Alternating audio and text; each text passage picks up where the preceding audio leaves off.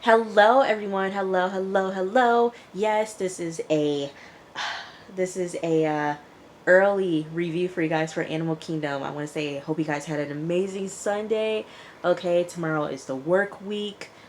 Let's start the work week off right, okay? So, I hope you guys enjoy your Sunday. Let's get into this review of Animal Kingdom, okay? Okay, this is season 5, episode 3, Freeride. So, what I'm going to do is that I'm going to start with flashbacks first, and then I'm going to, go to present day. So let's go flashback, our whole little magic thing, okay? So we are, I don't know what year it is. It seems to be like 1970 something. By the way they're dressing and everything like that, it has to be somewhere in like the mid 1970s, okay? So we see that Smurf is still, well, Janine at this point is still with Pam, okay? And you know she sees Pam, well, Smurf is getting her hair washed. She's washing her hair in the sink, and look here, there's nothing wrong with that. Okay, I'll be washing my hair in the sink and in the bathroom, so okay, hey, wash it to wash it, okay, don't matter where. But she's washing her hair, and she tells Pamela that she has a job, okay? She doesn't tell her what job, but she has a job and she's going to be gone for the day. So she goes to a diner and she meets up with Manny and Jake, okay? Two of her friends, two of her, well, I don't say they were friends, her co-workers, okay? Let's call them co-workers, okay? Her co-workers from last season, okay? And I tweeted this before Animal Kingdom came back on. I was rewatching the old seasons, and I'm watching season 2 on Amazon Prime.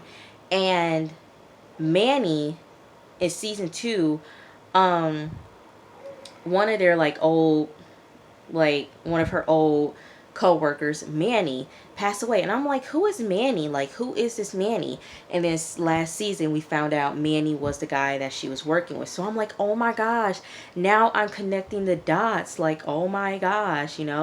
So we know who Manny is, okay? So Manny, she meets with Manny and Jake, and Jake is married, okay, and he has a wife and everything like that. Manny, look here, some people look good with their beard. Some people look completely different with no beard at all. Beard suits the person who plays Manny. Because I'm like, oh my gosh, why did you cut your beard? But I understand it. It's been years since, everything like that. So I guess, clean cut and everything. But my gosh, grow the beard out, sweetie.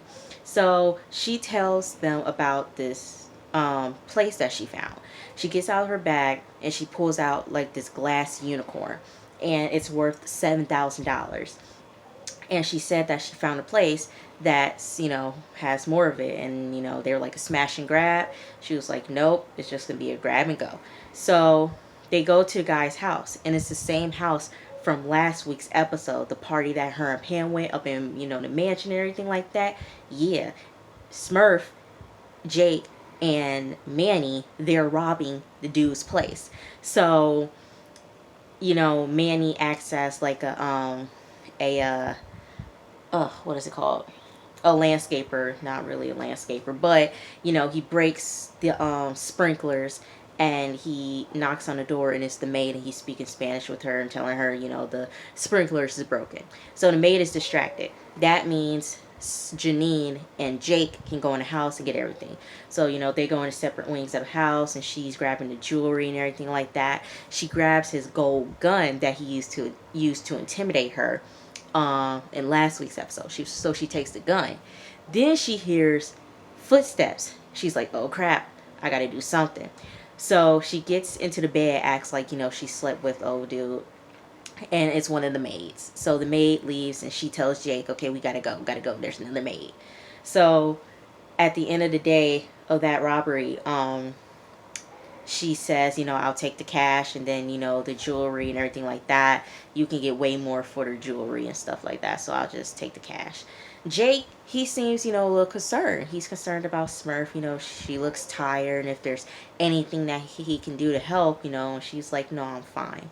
So she goes back to Pam's house, And we see young Pope, he's organizing the colors, red and black, red and black, playing Connect 4. Well, supposed to be playing Connect 4.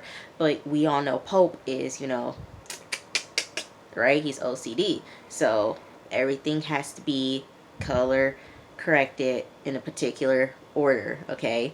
And so Janine gets home, and Pam told her that, my friend got robbed in Baldwin Hills. And for people who don't know, Baldwin Hills is like the Black Beverly Hills in California. But she was like, yeah, my friend got robbed in Baldwin Hills. And Smurf was like, oh, that's sad. And so Pam takes Smurf outside, and Pam is pissed. She's like, it took me forever, to build that connection with this person and everything like that, and I have to, build it from scratch. And Smurf was like, look here, there's nothing else for you to build, okay? There's nothing else for you to do, okay? And so Pam tells her, I want my cut. She was like finder's fee, give me my cut. So Smurf gives her cut, and Pam tells her to leave. So Pam kicks Janine and the kids out, and they're in front of a corner store, and a truck picks them up, and it's Jake. And I thought Smurf was gonna, punch Jake and, take his truck, but she didn't. And she told him to take her to Oceanside. And he was like, what's in Oceanside? And she was like, just take me there. And so they drive off to Oceanside. So that is what happened in the flashbacks of the episode. So now let's get into present day. So present day, we see, Jay getting ready for, the job that's about to happen.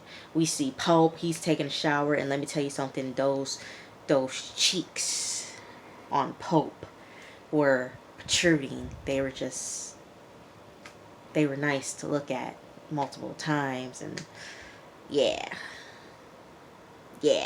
So I don't want to sound like a creep, but they were just nice enough. Those cheeks were just nice enough. But he's taking a shower, and he is rinsing off all of Smurf's ashes. You guys remember last week's episode? He woke up covered in Smurf's ashes, right? So he's taking a shower, and he, gets a toilet tissue and cleans off the remaining residue of Smurf's ashes. Then we see Darren. Darren is waking up on the beach in the middle of the day, and there's two guys who are, getting dressed. They wake him up, and it's a couple. And I said, congratulations, clap, clap. Let's clap for Darren for finally getting some. Let's clap for Darren for finally getting some, okay? It was a couple. I don't know if they were married, but they were a couple, okay? They were a gay couple. And they said, thank you for last night. Let's hope that we can do it again. And I said, Darren, let this be a one-off, okay?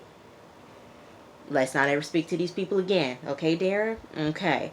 So Darren had his little fun last night when he was drunk, okay? Then we see Craig.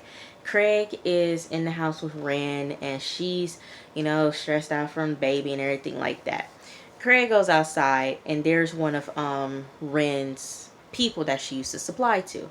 And his name was ZZ, and he was all like, hey, is that Ren's house? Hey, is that the baby in there? What? Hey, Ren. He was trying to talk to Ren, but Craig was like, nope. And he shoved the dude, his name was ZZ, shoved him away from the house and told him to leave. Okay? And so he goes and he talks to Ren. He was like, what's going on? Now you're selling the ZZ? Like, what the heck, dude? And Ren was trying to breastfeed the baby, and she's pissed because she was finally starting to lactate with the baby, but Craig ruined it, okay? And he's pissed about that because people are coming to the house while, they're supposed to, like, lay low for a little bit and not draw attention to them. Okay, so we see Darren. He is, walking into the bar, and the bartender look here, I don't know if Darren doesn't understand flirting, okay? I don't think he understands that because he's been like so hung up on Adrian. He doesn't understand when someone is flirting with them, okay? Obviously, the bartender was flirting with Darren, okay? Asking him, how you been? Is everything okay? You know, trying to make small talk, but he was flirting with him. I'm like, Darren, wake up, okay? He is flirting with you, okay? Wake up, okay? But Darren went to get some beer and he noticed that the beer was, you know, it was all foamy, okay? So it needs to be replaced. So let's fix it, okay? And then Craig comes in and they talk about the plan that's gonna happen. They're like, "Are you sold on it?" Darren was like, you know, we're stealing from a cartel, right? So I don't want to be, my head chopped off hanging over a bridge, you know, because some of them cartel murders be like, oof, they be brutal. So I understand you don't want to mess with the cartels. You know, cartels are a different level, you know. And so Craig was like, you ain't got to worry about it. You know, if anything happens, then, you know, it is what it is, but it's not going to go down like that. And so he tells him, look here, if you want to pull out, we can pull out. And Darren was like, no, let's go for it. So they meet up at the house and JJ, I was about to say JJ. Jay is, getting the bikes ready and everything like that, 22-inch and 23-inch bikes and everything like that. Pope got them a truck. Jay got the bikes from these 3 kids and he paid them like $120 each for it. And he was also calling about the estate and if Pamela Johnson reached out, to them about the estate, and they said no. So he's kind of like pissed about that she hasn't reached out yet. So they're getting ready. They got drones and they got, the tracker chip to where, it's located at, and Pete telling them it's solid and that nobody's not going to be there. Okay, we'll see. Can a Cody plan go off without a hitch? Let's find out and see. So they go to the place where it's supposed to be at. Okay, they got the bikes and everything like that. Okay, they got the climbing gear because they're gonna have to rappel down from a rock. They're gonna have to rappel, so climbing, everything like that. Make sure they got everything in check. So Jay, Darren, and Craig, they're gonna get the stuff. Pope is gonna stay with the truck, okay? So the 3 of them, they're riding down, doing dirt bikes. Well, Craig suggested dirt bikes, but BMX style type of stuff. So they're mountain riding down the rocks and everything like that. Craig was struggling. Craig was just going. He was riding the bike. He was just going slow. I'm like, oh, Craig, you struggling, baby.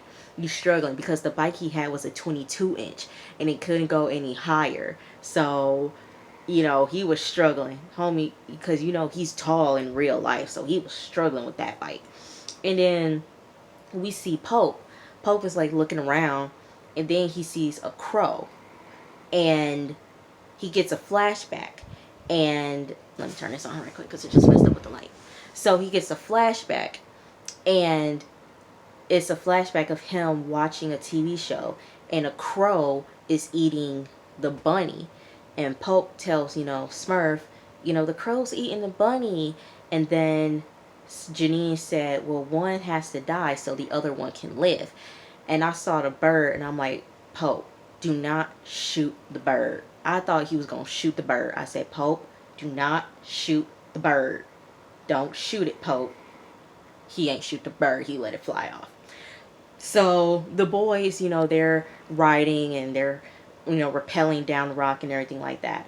So they get to a cliff and Jay is using the drone and they're looking at the tracking device that Pete gave them, getting the same coordinates. They find it.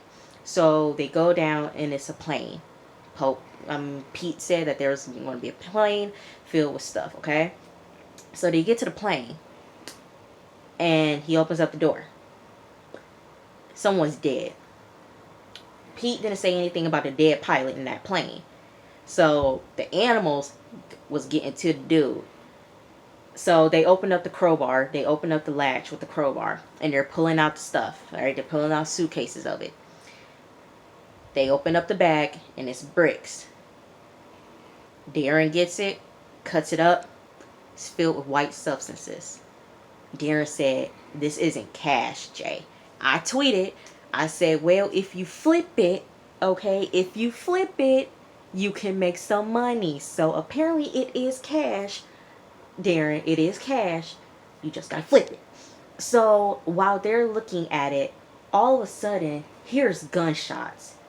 You would think that you hear gunshots, let's hide somewhere so people won't shoot anymore.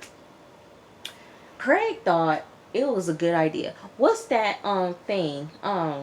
It's not, what's that thing? Where you like pull and you shoot. What's that thing called? If y'all know, put it in the comments. Craig thought it was that type of stuff. He got his shotgun. He started shooting. He ain't even hitting the drone because the drone was following him. A drone was above him. He trying to shoot the drone. I said, "No, Craig, you're shooting the drone. You're missing with every shot. You're gonna make some noise and you're gonna alert somebody." Out of nowhere, here's gunshots. I said, "Craig, you are so stupid." Why would you do that? Why would you do that, Craig? And so they get the stuff and they're leaving. Pope, they call Pope and they say, "Yo, there's two people on ATVs. You know, we need to hurry up. There's gunshots. You know, it's far out. We need to hurry up. We need to get to the rendezvous point." So Pope gets in the car and he is, he hits one, derails one off the road. Then one gets away. He busts the Yui and he tried to derail the dude that was on the ATV, but he got away because Pope was about to shoot him. He tells him, "Look here, one is down, but the other one he's coming for you." So they're still they're riding. So then they get to a point to where it is like a high jump, and Jay was like, "Look here, we have to make this, and we're on our way home." So Jay goes back. He gets the bike. He goes back, and he just makes a jump for it. And he makes it. Darren was like, okay, pumping himself up. Darren makes it. Craig was like, "Oh my gosh, I don't want to do this. Oh my God. Oh, I don't want to do this." But Craig ends up doing it. They make it. And so Pope is waiting for them at the rendezvous point. And he hears something, and it's them on a bike. So they drop the bikes, and they get into the car. So they get home, and they put the cocaine in a secret place. And Jay tells them that he talked to Pete, and Pete is going to move it. Jay and Craig are shocked about it. They said, "Wait, what? Wait, Pete's moving it? You talked to Pete and you ain't tell us about this? What else are you not telling us about it, Jay?" Pope decided to, you know what? Since he ain't going to say it, I'm going to say it. Jay owns a bowling alley. He owns a laundromat. And he owns a condo. They all looking at him like, "What?" Jay was like, "I'm using that to clean the money." And Darren was like, "What about the condo?" He was like, "It's an investment." Darren was like, "So you stole from us?" Jay was like, "No, I stole from Smurf." And Darren was like, "Same thing." I thought they was about to jump Jay, but they walked away. And Jay told Craig, "I thought that I was doing something good." And Craig was like, "No." So I'm like, well, he said it in like the third or fourth season. I think he said it. I think he said in the season finale. He told Smurf when she was sleeping, "Smurf, I'm going to take everything. I'm going to take everything that you own." He said that in one of the episodes in the previous seasons. But he told Smurf that he was going to take everything from her. So then he tells Pope, he was like, "I was waiting for a good time to tell them." Pope was like, "What did you do after your mom died?" Jay was like, "I came here." Pope was like, "No." Jay was like, "What do you mean?" He was like, "I don't know." I said, "Pope, you need therapy." I said, Pope, you need some therapy, baby. You need therapy. Talk to someone, Pope. because you hurt, Pope. You are just hurt. You don't know what to do. You need help, but he ain't gonna get it. So then so then Darren Craig, they talk about what happened, and they're pissed at Jay about what happened. But then Darren tells Craig that the FBI agent is on his butt because the FBI agent wants Darren to give Adrian's location. And he said that, I'm freaking out because we got a whole bunch of coke in the house. Okay, we got a whole bunch of coke and I'm freaking out. Craig was like, look here, we ain't got nothing to worry about. We're not touching it. We're not selling it. Okay, so you just lay low and then the FBI agent will go away. Everything is going to be okay. All right. And so, Craig goes back home and he talks to Ren, and Ren said, what did you do to ZZ? He said that you slammed him onto the sidewalk and everything like that. Craig was like, no, I just shoved him. Ren is pissed because she can't sell drugs inside of their house. And Craig is saying, look here, we need to lay low in case something happens. And if we get busted, what's going to happen? Okay? And, she was like, okay, fine, I'll sell somewhere else. And he was like, look here, just stop what you're doing. Stop. Okay, find something else. And she was like, what? Okay. And he was like, I got you. And she was like, I don't need you. I can take care of myself.